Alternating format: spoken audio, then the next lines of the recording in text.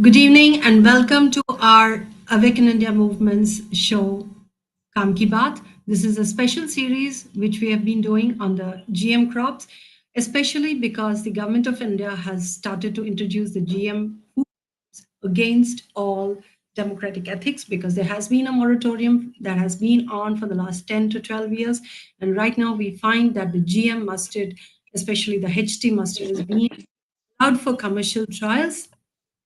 And so, what's happening with the GM crops and where does it fit into the globalist agenda? What is the globalist agenda? Every world leader today has been talking, including our Prime Minister Modi, has been talking about the New World Order. Now, what is the New World Order? It has been a plan and agenda that has been in place for the last many decades to take the world towards a one world government that is controlled by a surveillance state led by technocracy, using facial recognition software, a social credit system to bring in place, taking away everybody's rights. Because if you want to have access to your food, your services, then you will have to be in the good books of the government in good behavior. It's already in place. For those of us who think that this is somewhere very, very far away or this is a conspiracy theory, look no further. It's already happening in our schools, in our colleges. We are installing facial recognition software. In China, the social credit system is already here. Now, in this context, how do we look at this introduction of the genetically modified crops? Where does this lead us to? What is it? What is going to happen? We have with us today to discuss on all these very, very important, urgent matters, none other than Dr. Vandana Shiva, who has been spearheading this fight against GMOs for more than 25 to 30 years now. When nobody knew what GM crops were all, she was been talking about them, in addition to a whole lot of issues concerning agriculture, our rights, our food, and everything else. Dr. Shiva needs no introduction. She is very well known everywhere as the physicist who's taken to ecology, to agriculture, and to the rights to the rights of our food rights of the people. Thank you so much, Dr. Shiva, for coming. And I'm Saraswati And it's Kavula. Saraswati. Yeah, I forgot to introduce myself. And on Awaken India movement, we are very, very grateful to you. Awaken India movement has been working on various, we all came together. It's a citizens group that has come together to talk about these mandates that have been happening, the lockdowns, the vaccination issues, and now the GMOs.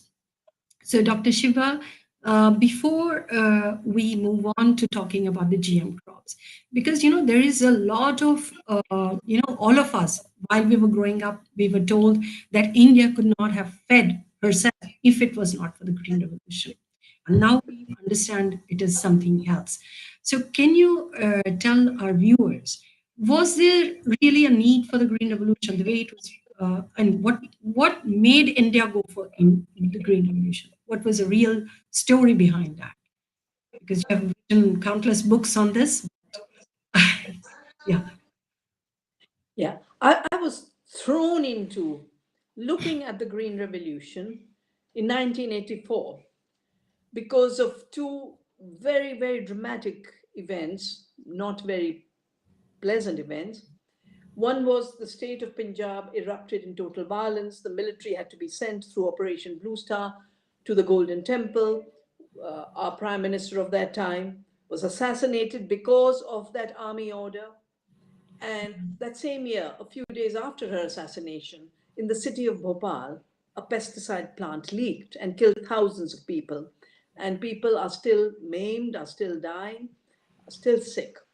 So 1984, Bhopal and Punjab are the reasons I looked at the Green Revolution. I was in those days doing a major research program for the United Nations University, which is based in Tokyo. And it was on conflicts over resources. And I said, there are conflicts here. And I want to study them. And I want to study why are we using chemicals in farming? Where did these pesticides come from that kill people in Bhopal? Why are farmers who were supposed to be prosperous in Punjab and were before the Green Revolution so angry that they're taking to the gun and to bombs? What was the Green Revolution? I realized through my studies it was basically selling to the third world chemicals that had actually become obsolete after the wars. Chemicals evolved in Hitler's Germany by the combination of IG Farben, the German cartel of Bayer, of BASF, and with their American partners. So the Allies and the Nazis were fighting a war, but the corporations of the Allies and the Nazis were working together to create chemicals to kill people, both in concentration camps as well as in the war, like the poison gases used against the French. Right. The factories that made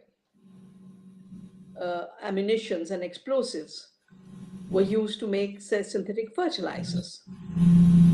And after the war, of course, there was no use of these. These factories should have been closed. But those who get used to profits never shut down their activity, just find a new purpose. And many of the scientists of Nazi Germany were moved to United States. Rockefeller, who was controlling the oil at that time as the monopoly of Standard Oil and had a partnership of Standard Oil with IG Farben, didn't just want to use their oil for pushing chemical fertilizers, which are fossil fuel synthetic fertilizers. Or, fossil fuel fertilizers is what synthetic fertilizers are. He also had the finance. So Rockefeller, with at that time Ford, were the ones who, through their programs in India, pushed the Green Revolution. Now, they tried it from 52 onwards. The chemicals were there, but our plants would reject the chemicals. They would lodge. And I call this the satyagraha of the plants, that even the plants knew this is wrong. They would lie down and say, go away, I don't want you.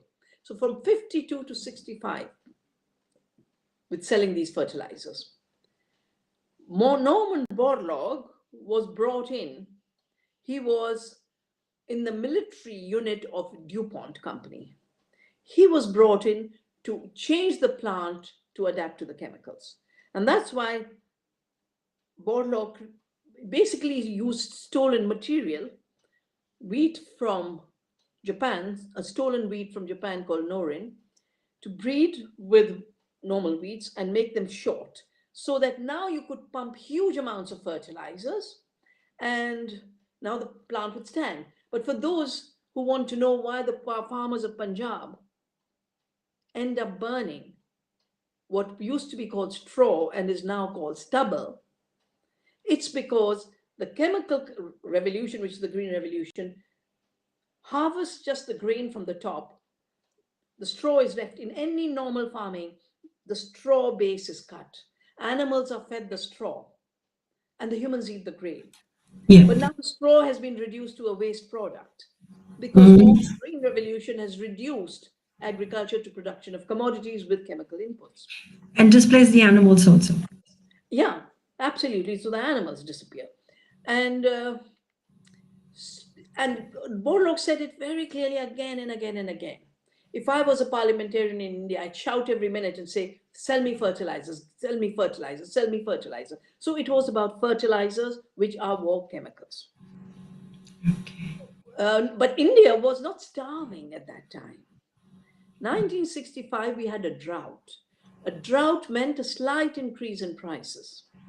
And because of the increase in prices, what happened was people who were building these new townships, in India was getting industrialized, the Rourkela steel plant and Bhilai steel plant were being built.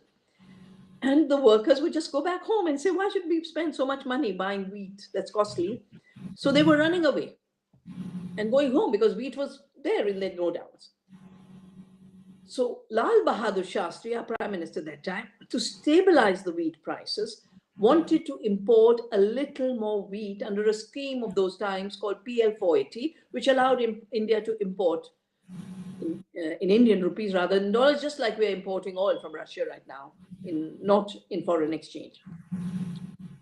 The United States, that time Johnson, said we will not send you wheat unless you change your agriculture and use our chemicals. And Shastri said, I will not experiment with such a large society at one go. We can try it a little bit. If it works for us, we will. But you can't force us to use the chemical agriculture and introduce the Green Revolution. As you know, Shastri died very mysteriously in the Yes. peace talks in Tashkent. Mhm. And during my research on the Green Revolution, I found there was nobody who supported it except one person who was in the Planning Commission, who had served earlier in the World Bank. Um, his name is missing me just now. Behind the Green Revolution, before that, the chemicals were the material factor, but the geopolitical factor was Mr. Kissinger, who had Mhm. said food is the ultimate weapon. When you control arms, you control governments. When you control food, you control people. So Yep. food as a weapon was part of the strategy of US from the times of the Vietnam War. Same Yep. time as when this was, Green Revolution was being pushed on India at the same time as the Vietnam War. Right. And that this creation of dependency was a very conscious decision on the part of US foreign policy. Interestingly, I don't know how many people know that the World Economic Forum, Schwab, is a student of Kissinger. So if we and Kissinger is big. So the technocrat was Borlaug, who got a Nobel Peace Prize. So that was the other reason I did the book. I said Nobel Peace Prize was given to Borlaug for the Green Revolution, Oh my but God. here all I see is violence. The narrative doesn't hang together. This was not about peace. This has caused war and bloodshed. And that's how I ended up getting into the Green Revolution. And that's how ended up following up, because then I started to get invited to these biotechnology meetings where the industry was laying out their grand plan of the GMO story. This is interesting because you had been talking against the Green Revolution. So, how come these people invited you to their meetings? That's very surprising. Well, actually, they too were invited. The meeting I was called to was organized by the UN and Dag Hammarskjöld Foundation. Dag Hammarskjöld was the first Secretary General of the United Nations. And there's a Swedish foundation that organized the meeting. They called the industry, they called independent people like me, and they called United Nations people. So at that time, the industry was multiple. There was Ciba and Sandoz, and there was Sastra and Zeneca. Now they're one, Syngenta. Yes, it's interesting. Um, so they were at this meeting called Laws of Life, just held partly in Bojave and partly in Geneva at the United Nations. That's where I saw the whole plan stated. You didn't have to guess that's what they wanted to do. They said it. And what they said at this meeting is what totally shook me up. They said, A, we are not making enough money with chemicals, so now we must own the seed. And we have to take patents. So seed patents is intellectual property rights and ownership. And the only way we can take the patents is by genetically engineering the seeds, because then we can claim we have made a novel Maybe. organism. That's the language they were using, novel organisms. Mhm. But it's not enough that we apply patents in the rich countries like Europe and the United States. We've got to implement it all over the world, because anyway, the farmers of America were disappearing. The few farmers of Europe were disappearing. So we have to have a global system of not allowing farmers to save seed, you know? And the language they were using was that farmers saving seed was infringing on the projection of the patents they would hold. Mhm. And therefore, they said, we must ensure there's an international law, which then became the Trade Related Intellectual Property Rights Agreement of the Yeah, the WTO. And truth. that too has an interesting story, because intellectual property was what the treaty was. Our ambassador, Mr. Shukla, please sometime call him on your show, Mr. S.P. Shukla. He Yes. defended India's sovereignty with such dedication. Which And year then, of was course, this? the U. This was in 96? No. No, no, no. So the GATT was written in 91. Mhm. This meeting was in 1987. 80. Oh my God. 87. Mm. 87, before many of you were born. So Mr. Shukla said, but intellectual property is a national subject, you know. So the US delegates just went back and put TR before IP. They said trade related intellectual property rights is trade related by definition, and therefore it's an international subject. And so they brought in Article 27.3b into this intellectual property rights treaty, which then got leaked in 1901 under the Dunkel draft text. We used to call it the DDT. Dunkel was the Director General, draft text. Article 27.3b, Monsanto has owned it up.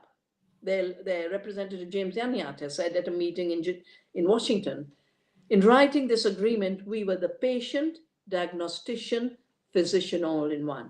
As a patient, their sickness was their farmers save seed. Farmers saving seed was their sickness. As diagnosticians, their diagnosticians was we must prevent farmers from saving seed. And as physicians, the answer was have an intellectual property treaty to criminalize seed saving. And when I heard this, I said, and they also said, by the turn of the century, we will be 5 companies controlling food and health. And that's what happened. And that's what's happened. 4 companies today control 60% of all the commercial seed supply. But when I heard them talk, as a scientist, my mind said, but you can tweak a gene, put a gene in through a gene gun, but you don't invent a plant. You don't invent an organism, which is a self-organized organism. So I said, scientifically, this is outrageous. And I said it at the meeting. I said, secondly, I've looked at the Green Revolution. So if making the plant dwarf has had such consequences of destroying the soil, destroying the water, creating greenhouse gases, getting farmers to burn the straw, what will GMOs do? And I asked them at this thing, they said, we can't stop to look.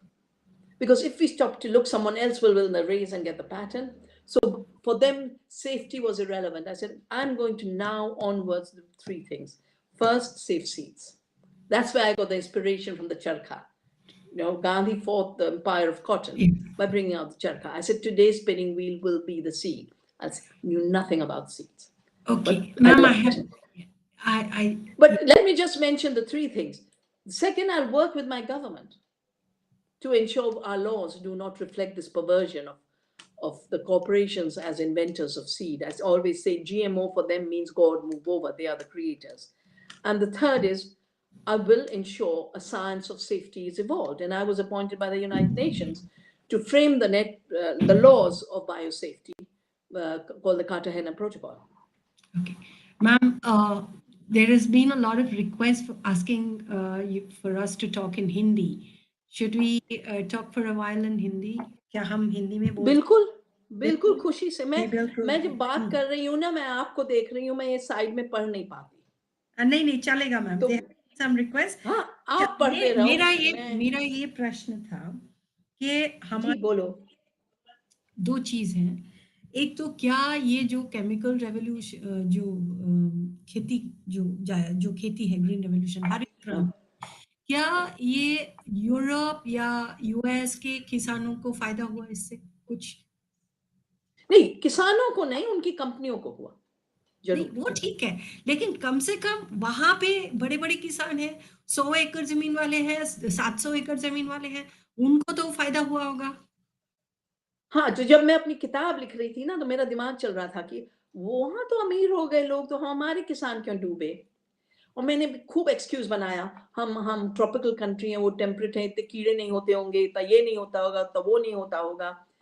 But आखिर में मेरे को समझ आया कि किसानों ने green revolution की टेक्नोलॉजी से फायदा नहीं लिया. वहां पे इंडस्ट्रियल एग्रीकल्चर कहते हैं उसे. ग्रीन रेवोल्यूशन बस भारत में कहते हैं उसे.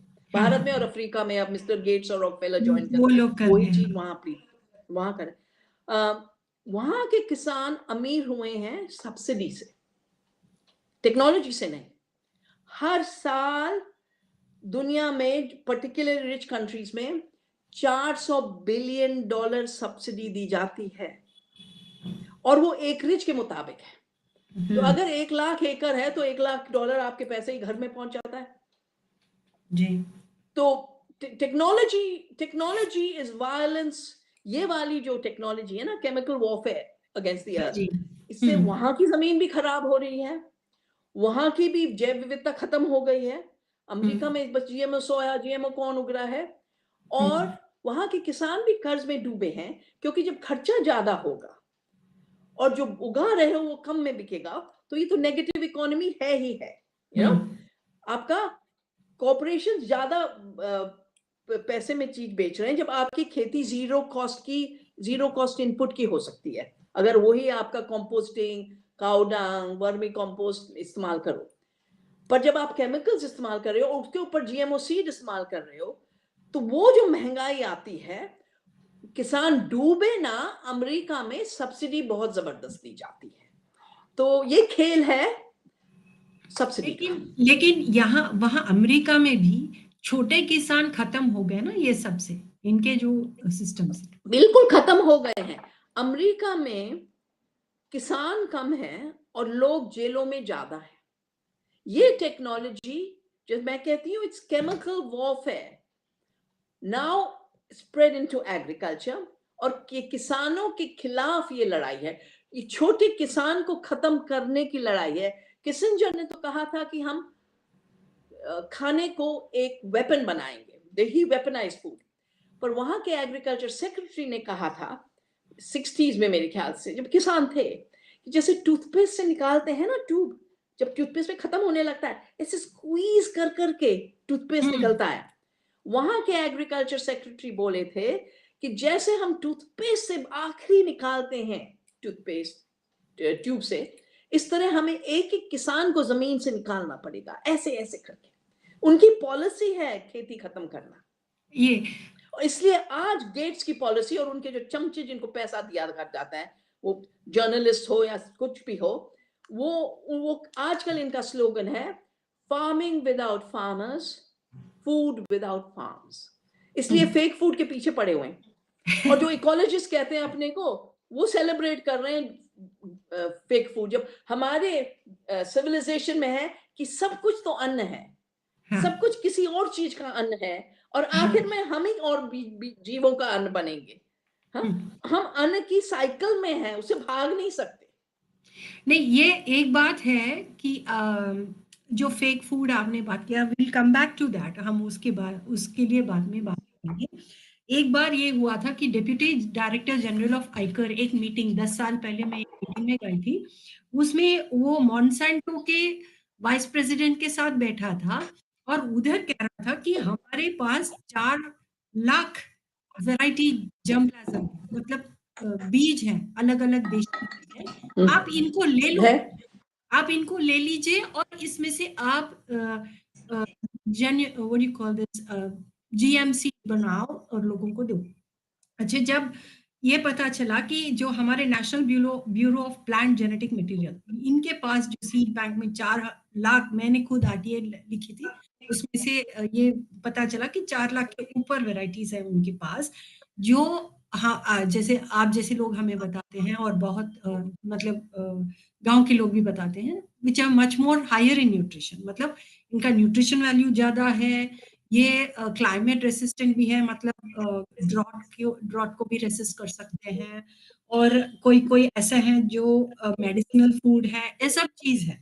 तो इस बात, जब ये सब है हमारे पास ही है, तो क्यों हमारी जो गवर्नमेंट है, हमको ये बताते हैं कि आप गोल्डन राइस खाइए या एचटी मस्टर्ड ला रहे हैं जो पेस्ट रेसिस्टेंट है, क्योंकि जो इंडियन वेराइटीज है वो वैसे भी पेस्ट रेसिस्टेंट काफी है।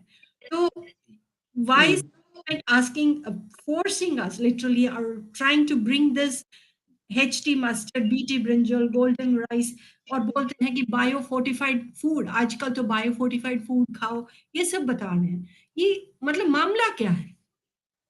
जब हमारे पास इतने सारे बीज हैं तो मामला क्या है कि क्यों हमारे गवर्नमेंट, हर कोई गवर्नमेंट, जो अगर whether it is Manmohan Singh हो या अपने मोदी जी हैं या जो भी हैं, जब अपोजिशन में बैठते हैं तो उसके खिलाफ खड़े हो जाते हैं, जब सत्ते में आते हैं तो एजेंडा इज बीइंग पुश्ड।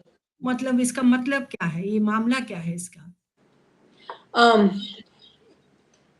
एक चीज कहा जिसका नाम है कलोनियलिज्म, जी। और कलोनियलिज्म जब दिमाग में घुस जाता है, तो उसका बेसिक अजम्पशन है कि जो कॉलोनाइजर है वो सुपीरियर है और जो कॉलोनाइज हुआ है वो इंफीरियर है।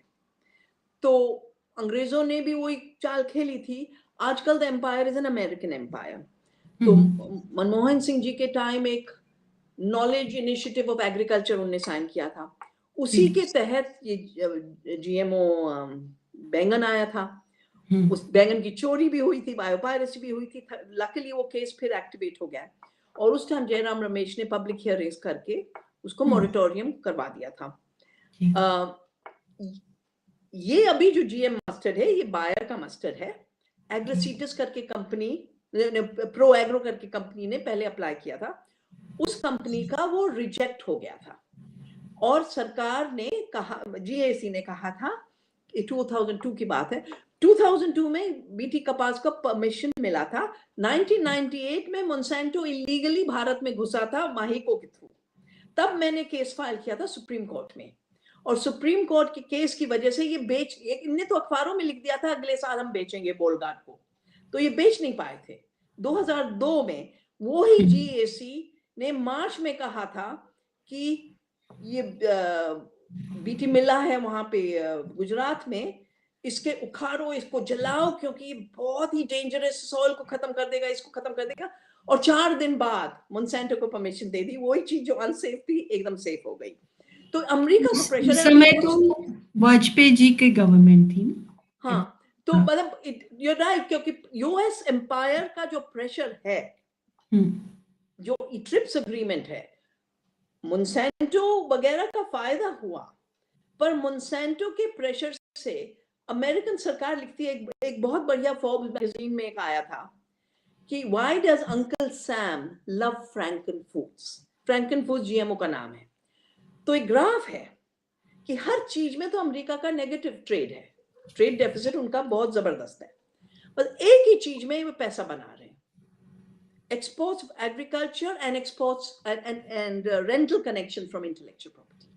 क्योंकि जीएमओ इंटेलेक्चुअल प्रॉपर्टी से जुड़ा है, ये नया लगान है। तो जिस तरह अंग्रेज हमसे लगान लेते थे जमीन को अपना डिक्लेयर करके, उनकी जमीन नहीं थी पर कह दिया था भारत की जमीन उनकी है, इसी तरह मोन्सेंटो वगैरह ने बीज लगान बनाया है और इस बीज लगान के द्वारा अमेरिका रूल कर रहा है वर्ल्ड को। तो मैम ये बात है कि अभी सब लोग बोलते हैं, काफी हम लोग खुद, मैं खुद खेती करती हूँ, अभी 10 साल हो गया।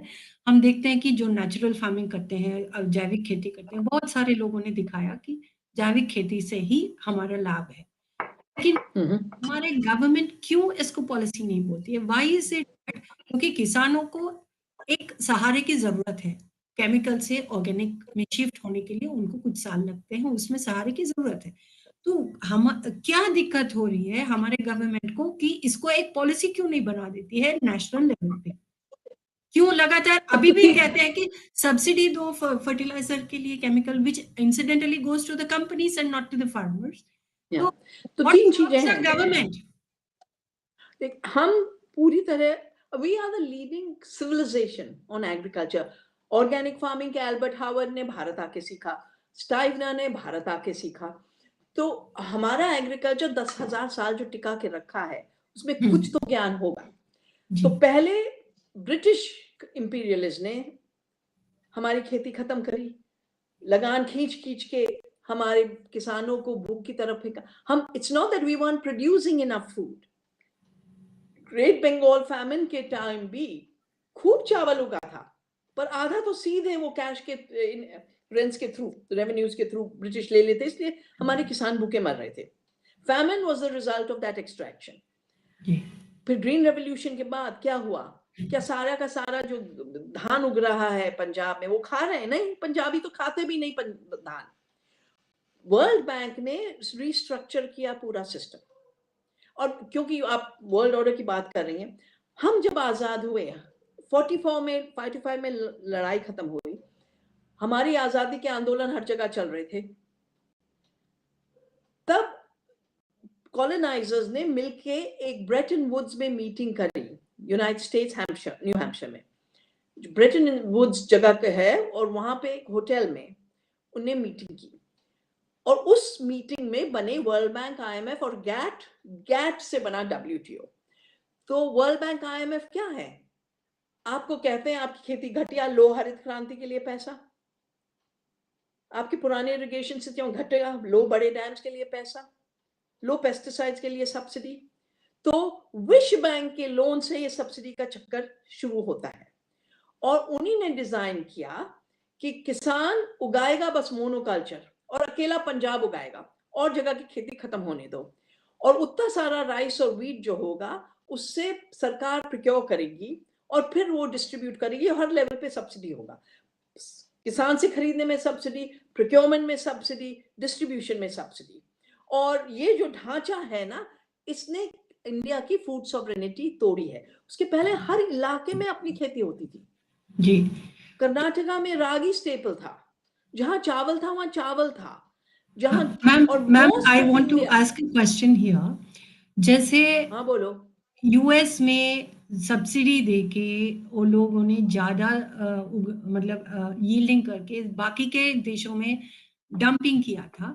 The same thing must have happened with respect to what you're saying. From what you're saying, the same thing happened with Punjab and Haryana, right?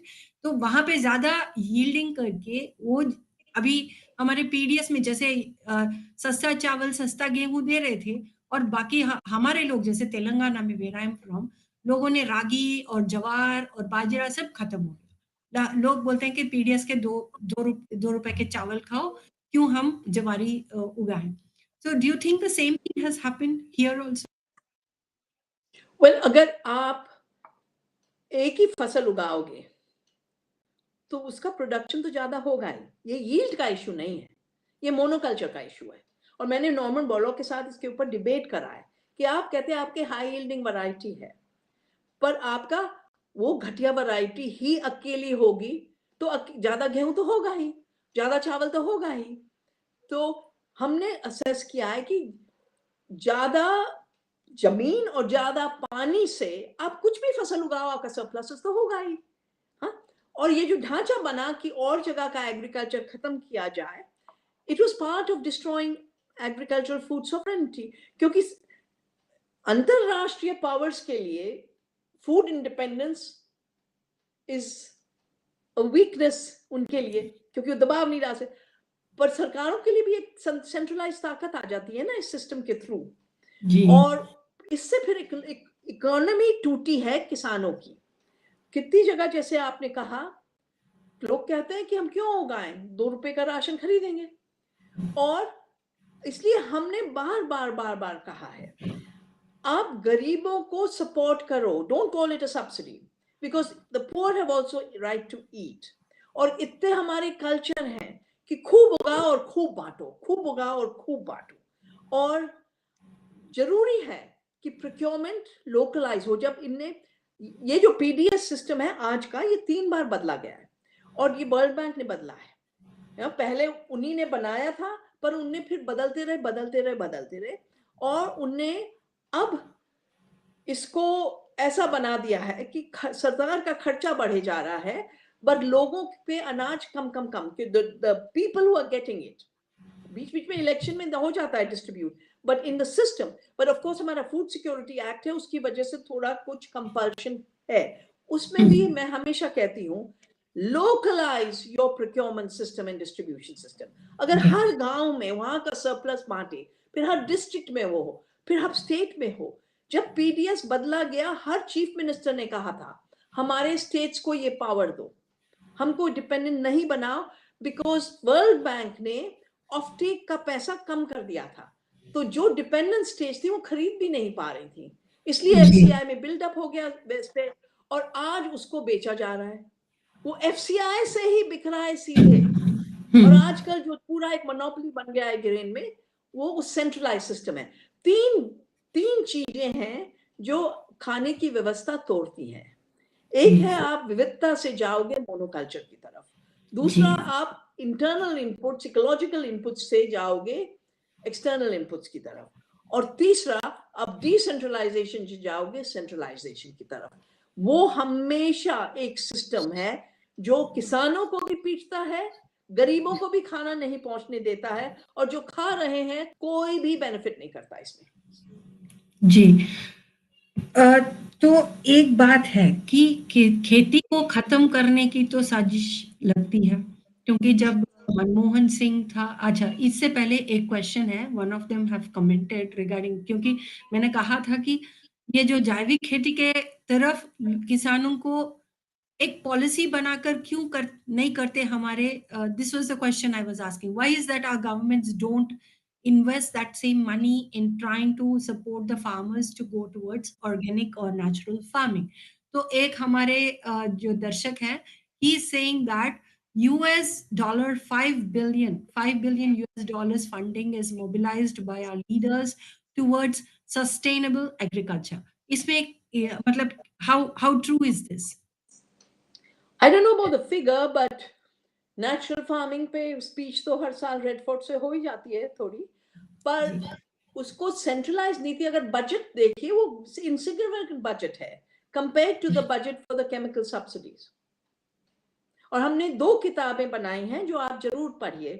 एक है क्योंकि यील्ड पर एकड़ का झूठ है, जस्ट लाइक ग्रोथ, आप हर जंगल को काटते रहो तो फाइनेंशियल ग्रोथ तो होगा ही, पर financial growth doesn't mean a better economy.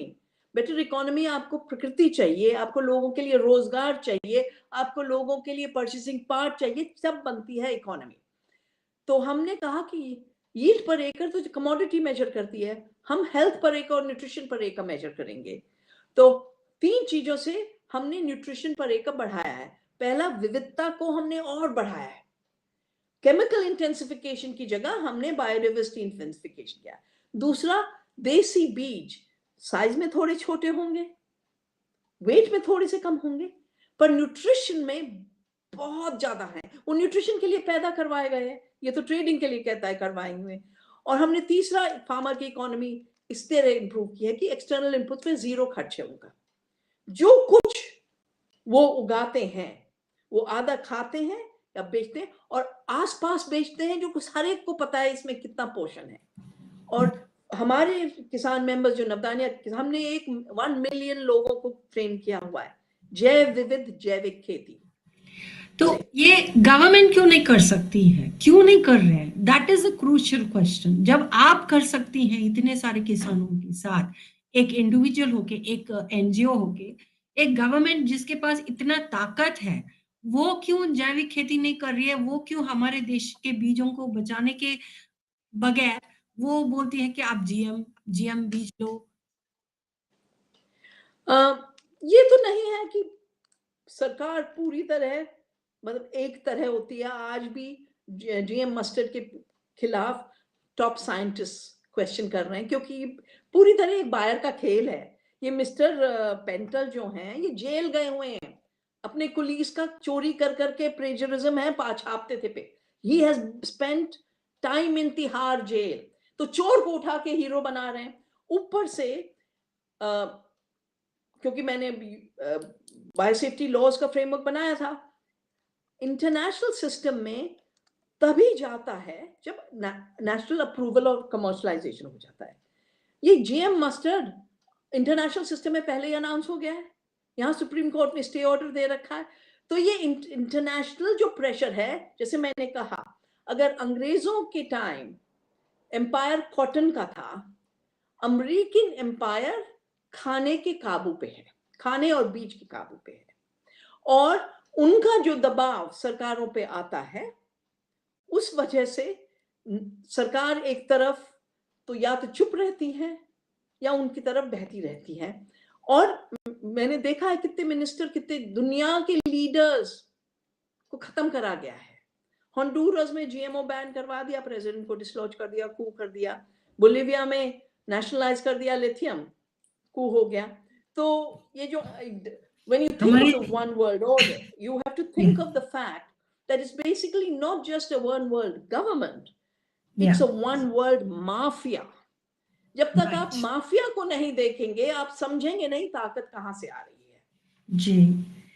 So ma'am, I want to ask, ये तो हमारे इनके साथ भी हुआ था, जयराम रमेश जी, जैसे ही उन्होंने मॉरेटोरियम किया, he lost his job as the environment minister. We have seen. बिल्कुल। और हमारे अनिल माधव दवे जी ने कह दिया था, मैं जीएम सरसों को बिल्कुल अप्रूव होने ही नहीं दूंगा, वो भी मिस्टीरियसली गुजरे। हाँ, उनने अभी पूरी तरह कहा था, मेरे जिंदा रहते जीएम मस्टर्ड का अप्रूवल होगा ही नहीं। the previous environment minister in the current government, right? Ji Yes, and he died very suddenly. He died in the middle of the night. Yes, and soon after. So, ma'am, very interestingly, दो चीज हो रहे हैं. एक तो अभी हमारे viewers को ये बताएं. There have been some other questions, of course. In the context of this whole thing, जो खेती को खत्म करने की जो साजिश है, because even government we have seen that they said we want only 15% people in the villages and in farming. And the same thing is continuing even now with with the current government, right? Push people out of kheti, out of villages, push them into the city states to continue. जैसे आपने कहा, Kissinger ने कहा, if you control food, because see, freedom कहाँ से मिलती है? हम अपने खुद के मतलब when we have been self-sufficient, all our villages में during the lockdown time, it was the villages which were not getting affected as much as the cities because people were short of food, short of everything.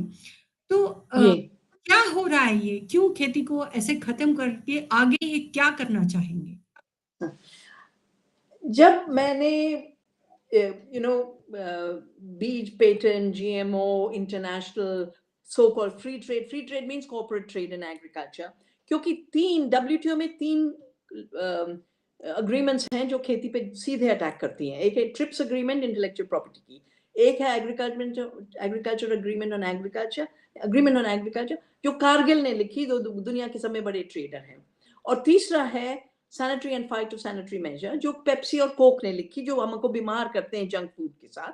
उन्हीं ने बताया क्या safe होगा, और वो ही FSSAI हमारा prevention for food adulteration होता था, कानून तोड़ा गया और food safety authority, standards authority बनाई गई.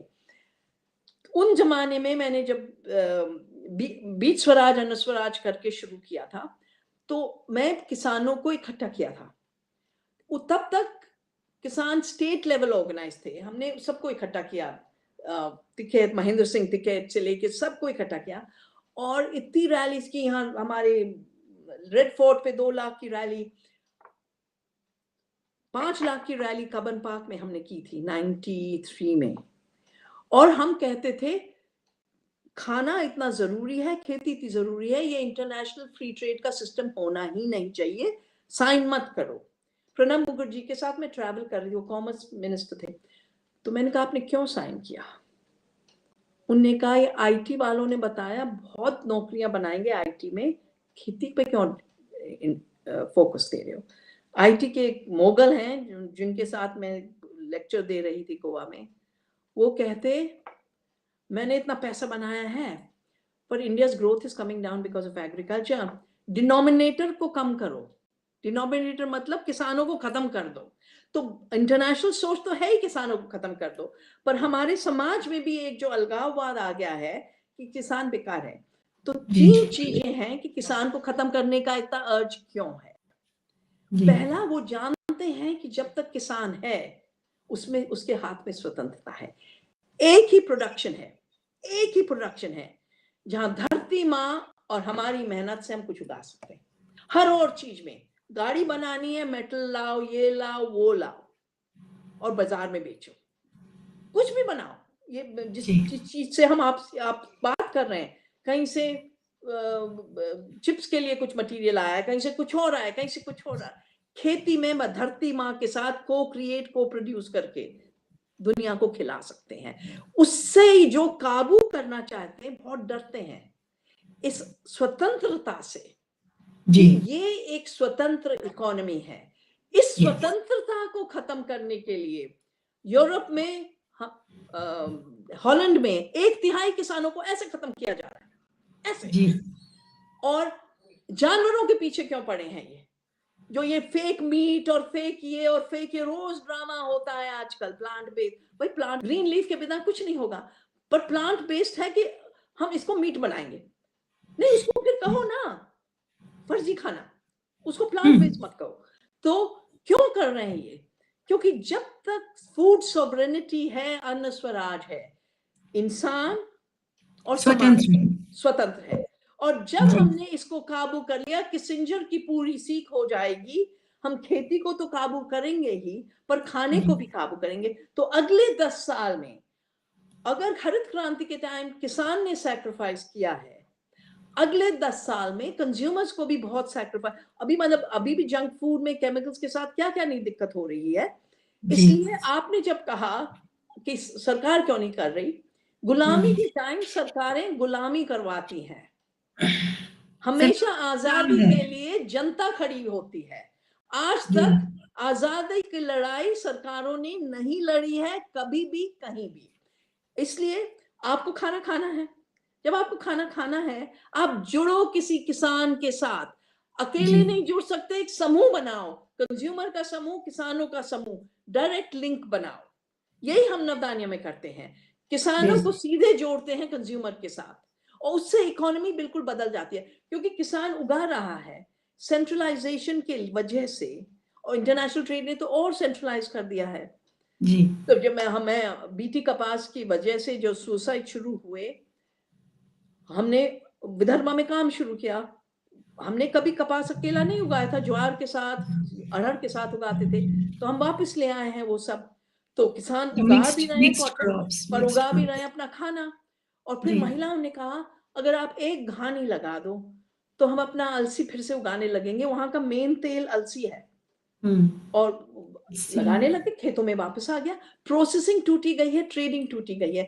हम लोगों को, समाज को जिम्मेदारी ले, खाना तो सबको है ना, खाना तो सबको है। So let's not leave this for someone else to do.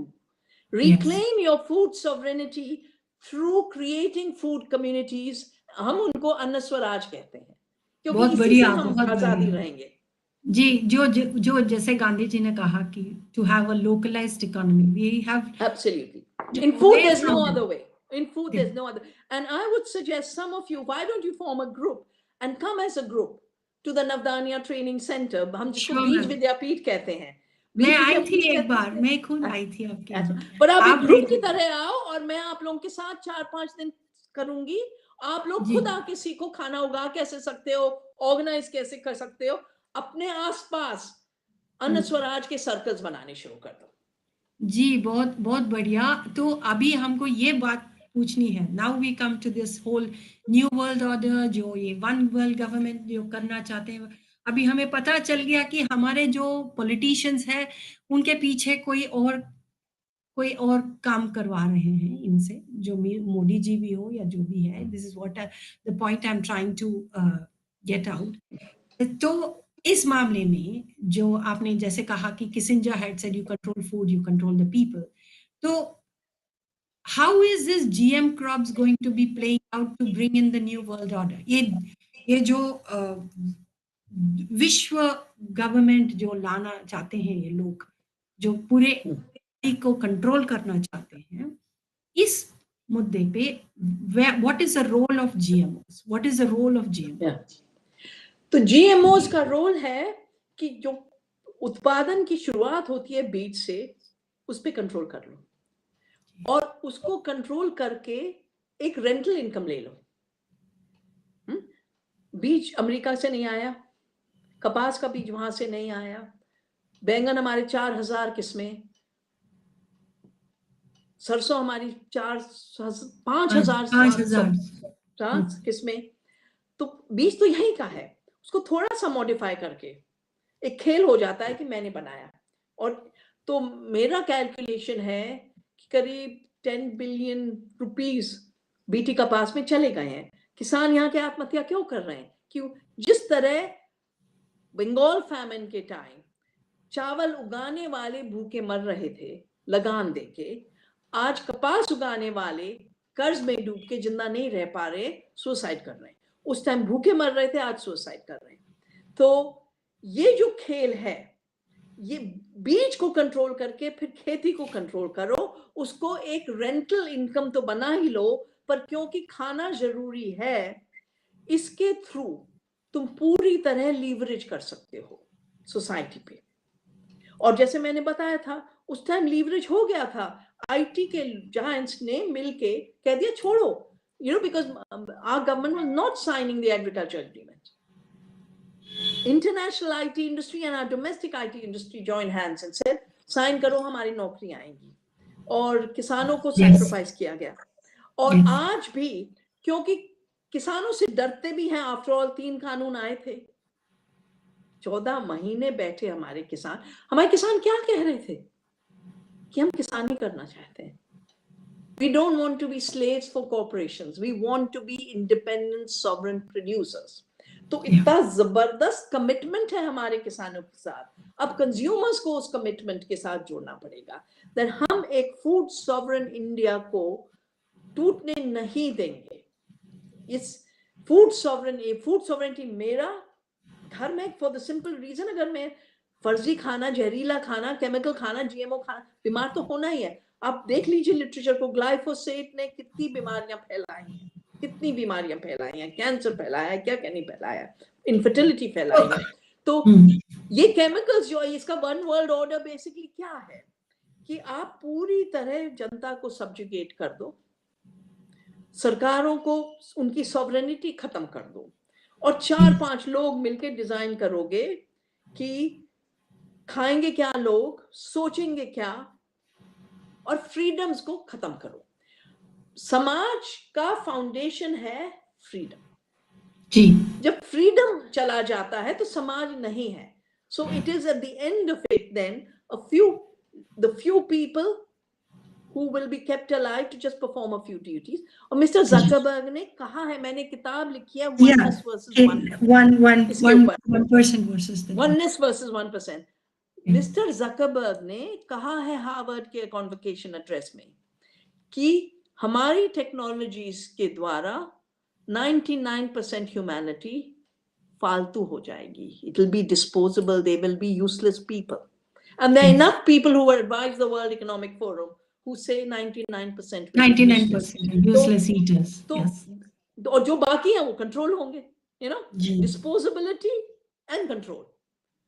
तो अगर हमें अपने अंदर आजादी के साथ जिंदा रहने का, जिंदा सोचने का, जिंदा खाने का कुछ अर्ज है, तो हमको अपना फ्रीडम अपनी रोटी से शुरू करके, our bread is हमारा पहला इंडिपेंडेंस मूवमेंट वहीं से होगा। हाँ, वहीं से होगा। और वो जो पहला इंडिपेंडेंस मूवमेंट था ईस्ट इंडिया कंपनी के खिलाफ, वो रोटी से शुरू हुआ था। वो रोटी देते थे एक दूसरे को।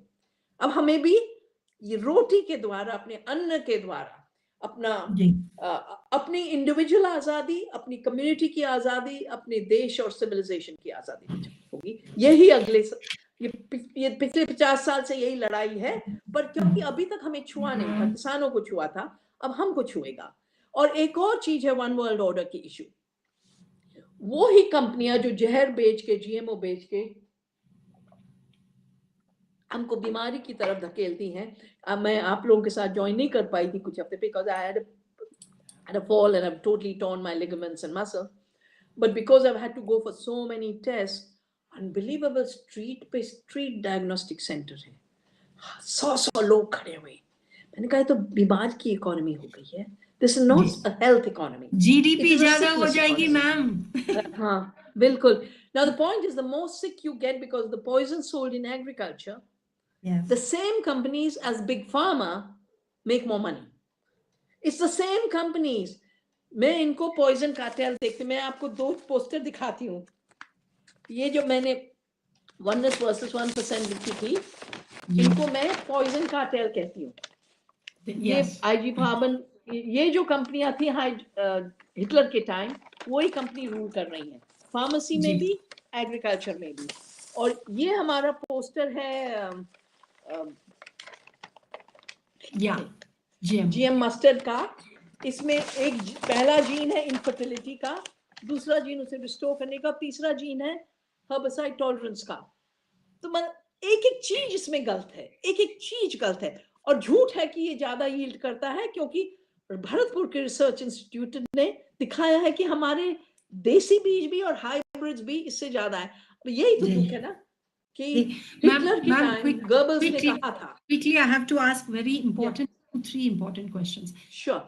2 चीज, एक तो जब ये लोग अपने ऊपर काबू करना चाहते हैं और कहा कि ऑर्गेनिक खेती इज द वे फॉरवर्ड, जो श्रीलंका में जो क्राइसिस हुआ था उसके ऊपर सबने ब्लेम लगा दिया, क्योंकि उनके जो प्रेसिडेंट साहब ने कहा कि हम सब जैविक खेती करेंगे, इसी के वजह से फूड शॉर्टेज हो गया और इसी के वजह से पूरा क्राइसिस चालू हो गया। क्या कहते हैं आप क्या कहते हैं, इसका क्या कारण हो, असली कारण? नहीं, पॉइजन कार्टेल की प्रोपेगेंडा मशीन बहुत प्रोपेगेंडा। जबरदस्त है, बहुत जबरदस्त है। पहली बात तो मैं 30 साल से जा रही हूँ श्रीलंका के ऑर्गेनिक मूवमेंट इतनी जबरदस्त है, और वो जी एंटी गैट मूवमेंट है कि हम कॉर्पोरेशंस पे डिपेंड नहीं करेंगे, हम सॉवरेन रहेंगे, इसलिए हम अपनी खेती करेंगे। तो वो पहले से चल रही थी, तो एक मूवमेंट है। श्रीलंका का कर्ज, डेट पहले भी बहुत था, क्योंकि उन्हें बहुत बोरो किया, हम भी बहुत बोरो कर रहे हैं। एक दिन ऐसी 1991 का जो स्ट्रक्चरल एडजस्टमेंट था वो कर्ज के पीछे था, $91 बिलियन जी फंसे थे हम, और एक थर्ड हरित क्रांति का था। श्रीलंका जबरदस्त कर्ज में था, और वो कर्ज और भी बिल्डअप हो गया कोविड और लॉकडाउन के पीछे। जी श्रीलंका की इकोनॉमी क्या है? टूरिज्म है, एक्सपोर्ट्स है, और रेमिटेंस है। टूरिज्म जीरो गया, इनकम खत्म, जी एक्सपोर्ट्स डूबा, और रेमिटेंस भी खत्म हो गई, क्योंकि सब लोग लॉकडाउन के पीछे, किसी को नौकरी नहीं बची थी, कुछ भेज नहीं रहे थे, तो उनका फॉरेन एक्सचेंज अर्निंग कैपेसिटी बिल्कुल जीरो आ गया, और डेट पाइल अप करे जा रहा था। जी उस टाइम वो प्रेसिडेंट, एक प्रोपेगेंडा वालों ने कहा, मैंने एडवाइस की, उस प्रेसिडेंट को मैं ना जानती हूँ ना मिली हूँ, पर झूठ तो झूठ बोल दो, हाँ, जी तो कि मैंने एडवाइस किया उन्हें। वो हम्म उन्हें ऑर्गेनिक पॉलिसी नहीं बनाई, उनने बस कह दिया मेरे पास पैसा नहीं है फर्टिलाइजर इंपोर्ट करने का $300 मिलियन a year, तो हम राइट फर्टिलाइजर इंपोर्ट बंद करते सेंसिबल हैं। गाय। और उनने बस अनाउंस कर दिया, हाँ, और कि द पॉइंट इज, अगर फर्टिलाइजर नहीं है तो ऑर्गेनिक ऑप्शन है, पर उस ऑप्शन को बिल्ड करने के लिए सिस्टम चाहिए, ट्रेनिंग चाहिए, रिसर्च चाहिए, और वो तो हुआ नहीं, पर वो तो बेचारों को खुद भागना पड़ा देश से, और अभी भी कहीं और बैठे हुए हैं। तो it is not true that organic ने डुबाया श्रीलंका को, डेट ने डुबाया श्रीलंका और को, लॉकडाउन भी। और debt got aggravated with the lockdown और कोविड की क्राइसिस। तो हर देश में आज भी, ये भाई यूरोप में कॉस्ट ऑफ लिविंग क्राइसिस है, यूरोप में लोगों को खाना नहीं मिल रहा है, इंग्लैंड में खाना नहीं मिल रहा है। ये जो प्रोपेगेंडा करते हैं उस तरफ देखें जरा कि वहां क्या हो गया है। जी तो ma'am, one two final questions. Now we know that Mr. Schwab thinks there are too many useless eaters. They want to create this, you will own nothing and you will be happy. ये सब चीजें जब चल रही हैं और लोगों को एक फूड क्राइसिस के तरफ ले जा रहे हैं through COVID and other lockdowns and whatever the measures that they have, we have seen it being played out for the last 2 to 3 years. तो इस मामले में जो कोविड वैक्सीन सबको जबरदस्ती लगाई गई थी, उसमें भी जीएमओस हैं, genetically modified organisms, at least in AstraZeneca, was it in AstraZeneca? Yes, they say that this one has GMOs. So क्या हो रहा है, ये वाला जो वैक्सीन भी, इसमें भी बहुत सारी समस्याएं हो रही है। Where does this go? जैसे बिल गेट्स बोलता है कि पॉपुलेशन ज्यादा है, इसको मैं वैक्सीन के माध्यम से मैं खत्म करूंगा, कम कर दूंगा। तो क्या क्या हो रहा है, इसमें जीएमओस भी है, और लोग, जब हम लोग कह रहे हैं कि हमको जीएम खाना ही नहीं खाना चाहिए, और हम सब ने लाइन लगा के ले लिया ये वैक्सीन जो जिसमें जीएमओ था। तो can you comment on that? Well, all I know is, I think so many of the scientists, including those who evolved the mRNA vaccine, have said this is a gene modification. It's not that it has gene modification only, it modifies your DNA forever. Right So, I think ये जो एक silencing top doctors जिनने काम किया है, बनाया है, कहता ये नहीं है ये है, उनको ही चुप करवा दिया। तो यही तो एक सर्वेलेंस और सेंसरशिप सोसाइटी होती है, यही तो डिक्टेटरशिप होती है। I think the last bit of the story is not being told, because it begins with the virus itself and then goes on to the vaccine. Now DASDAQ जो Eco Health Alliance का है, now it's all coming out through emails, right to information से निकल रहा है कि ये जी लोग पूरी तरह gets Institutes of Health, and these American scientists were totally involved in Wuhan for what is called gain in function research. कि एक virulent function को और genetically modify करके बढ़ाओ as a biowarfare weapon. तो जिस तरह मैंने कहा, if the chemicals in agriculture have their origins in Hitler's Germany as instruments of war, what is happening is the war mentality is taking over every field and every sector of society, every application in the world. इस समय में क्या करना है हमें? पहले अपनी सोच और अपना ज्ञान को स्वतंत्र रखना है. You know? That propaganda के victim मत बनो, ना डरो, ना उसके अंदर सोचो कि यही है. Develop your options. And never before has there been, I mean, every slavery system has been a challenge. But this one is a total slavery because it is linked to extinction. मैं कहती हूँ कि अंग्रेजों को slaves चाहिए थे cotton picking के लिए अमेरिका में. पहले वो सारी जमीनें ले ली, फिर कॉटन पिकिंग के लिए अफ्रीका के लोगों को ले गए. In that colonialism, they needed the slaves. This imperialism does not need people. It wants to enslave you, but not even keep the slave alive. And that is the unique situation we are living in. That's why what's our work? Our work is maintain your independence and maintain your cool. Second, maintain your food freedom, our Anna Swaraj. Third, reclaim the civilizational ethics of decentralization that our society has always lived on. Gandhi ने जब सत्याग्रह बताया, उन्होंने कहा, जब उनसे पूछा गया आप सत्याग्रह कैसे सोचे, इससे मैंने सोचा नहीं, मैंने देखा कि भारत के लोग स्वतंत्र कैसे रहे हैं थ्रू आउट हिस्ट्री. कि मैंने देखा कि जब they don't like their rulers, you know, their laws and policies of the rulers, but कह देते हैं नहीं मानेंगे. Centuries civil disobedience लगाया बनारस में, चले गए सब लोग छोड़ के, नहीं मानेंगे.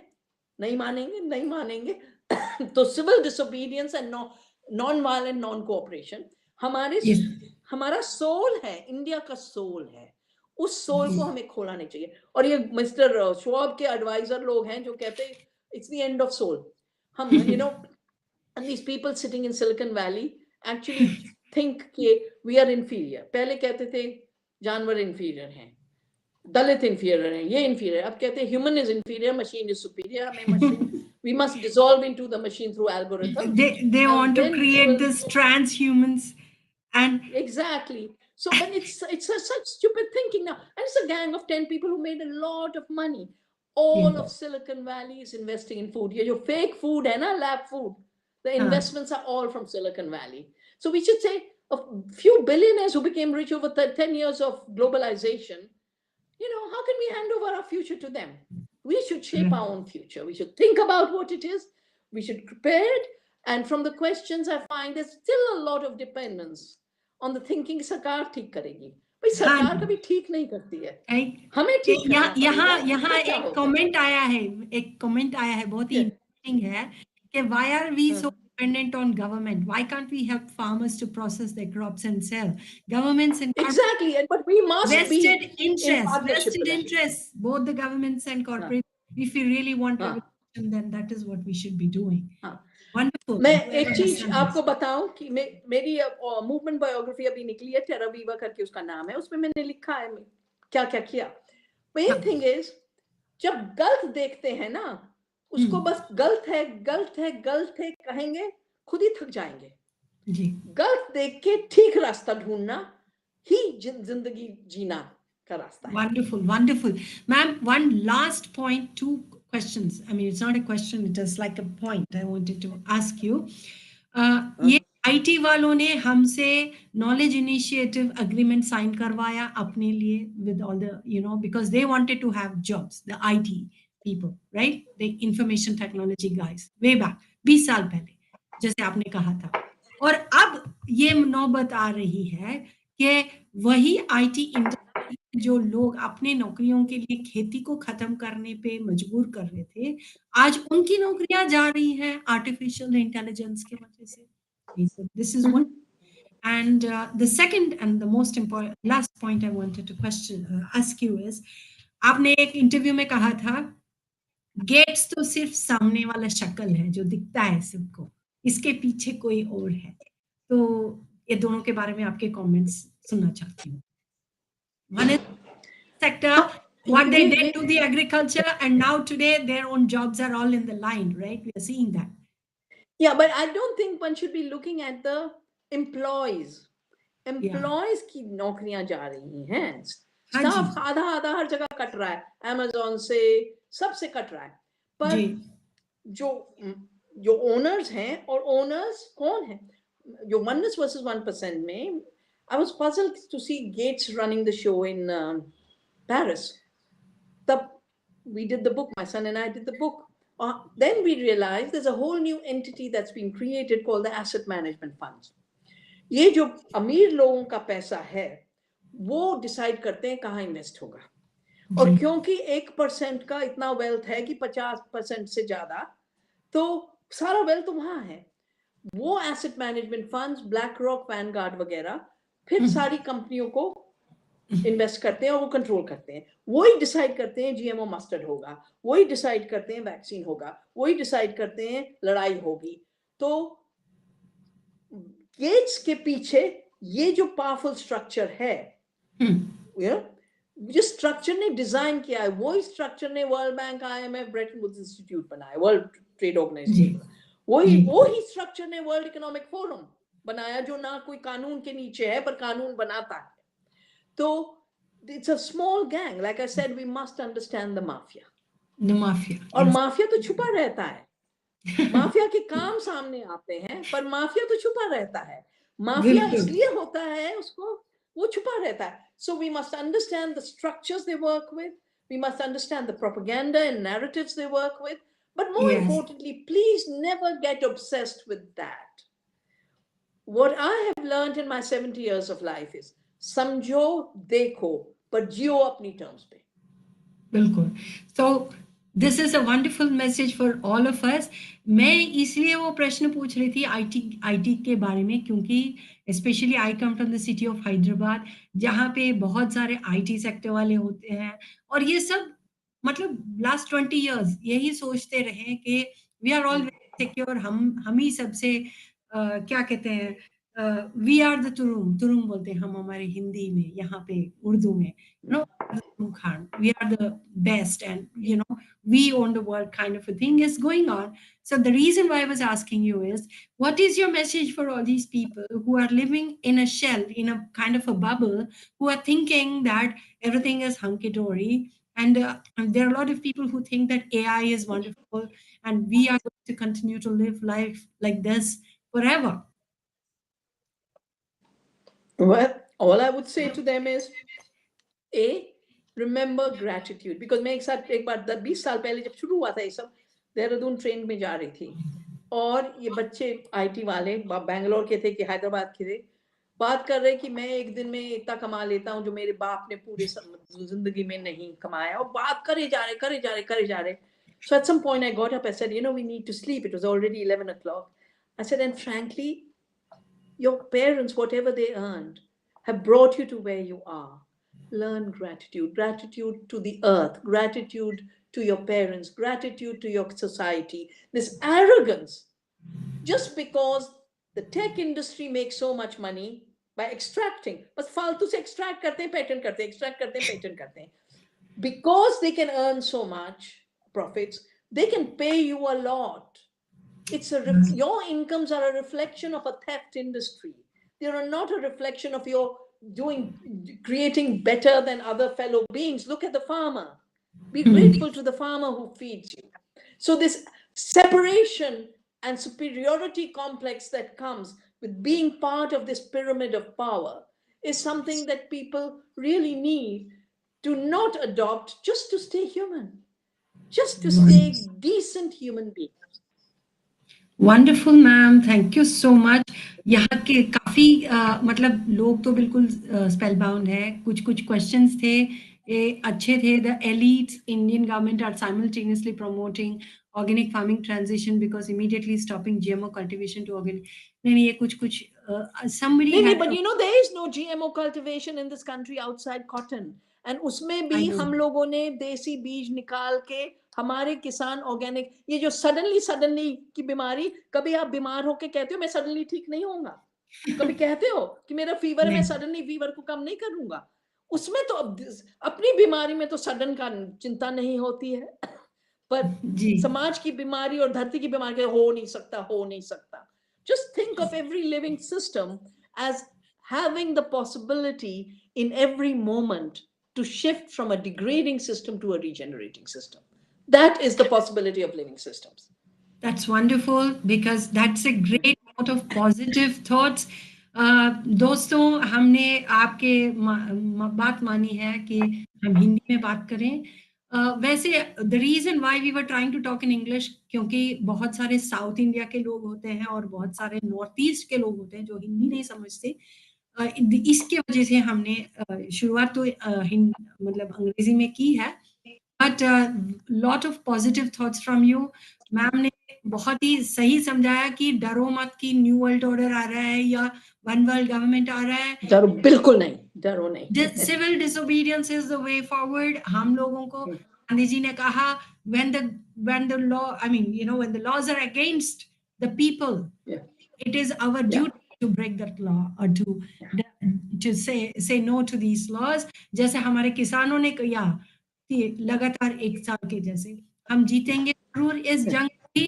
और हमारे साथ वंदना जी जैसे बहुत सारे you know big, I would call you a warrior because you have been waging this war for a long time.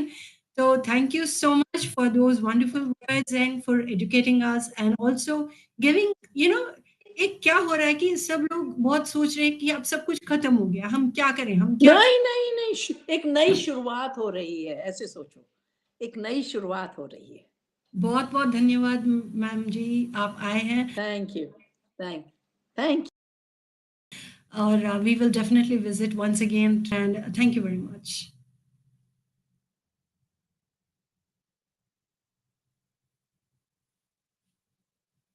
And I request all those who have come in here to listen to this talk, please join our area-wise groups to connect with the local activists of Awaken India Movement। Awaken India Movement एक citizens group है, ये कोई funded organization नहीं है, ये बिल्कुल आम जनता की एक organization है। हम सब जुड़ेंगे जैसे गांधी जी ने सबको जुड़ाया था, आज भी हम लोग जुड़ेंगे और इस जो न्यू वर्ल्ड हो रहा है, जो चीज़ हमारे साथ हो रही है, जो ज़बरदस्ती हमारे साथ हो रही है, इसको हम बिल्कुल बंद करेंगे। आप जुड़िए हमारे साथ और कोई जानकारी के लिए आप जाइए हमारे वेबसाइट पे awakenindiamovement.com/groups। धन्यवाद, नमस्कार।